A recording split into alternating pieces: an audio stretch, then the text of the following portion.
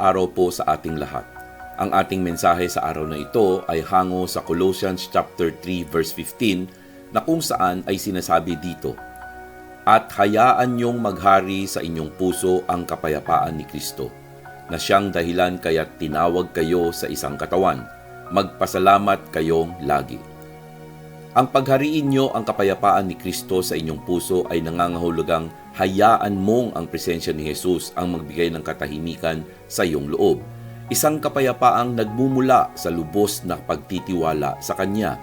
Kapag dumarating ang mga pagsubok at tiyak na darating ang mga ito, ipinapaalala ng Kanyang kapayapaan na mas makapangyarihan siya kaysa sa anumang problema.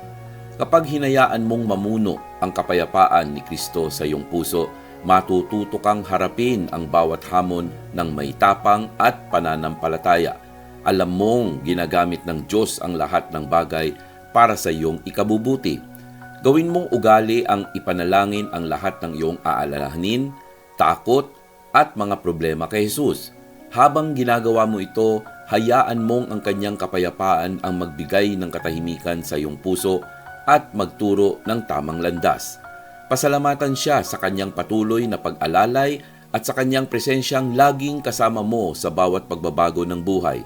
Sa Kanyang kagalakan bilang iyong gabay, matatagpuan mo ang lakas at kapayapaan anuman ng iyong pinagdadaanan.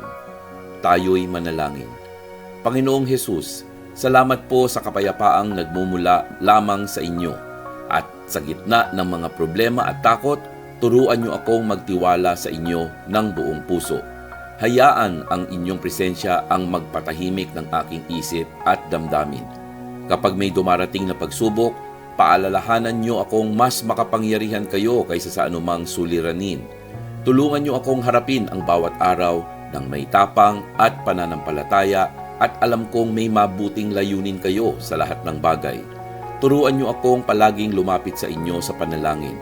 Dalhin ng aking mga alalahanin at pasanin sa iyong mga kamay.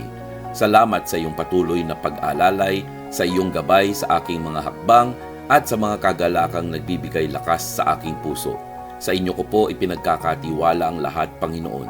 Paghariin niyo ang inyong kapayapaan sa aking buhay, araw-araw. Sa pangalan ni Jesus, Amen.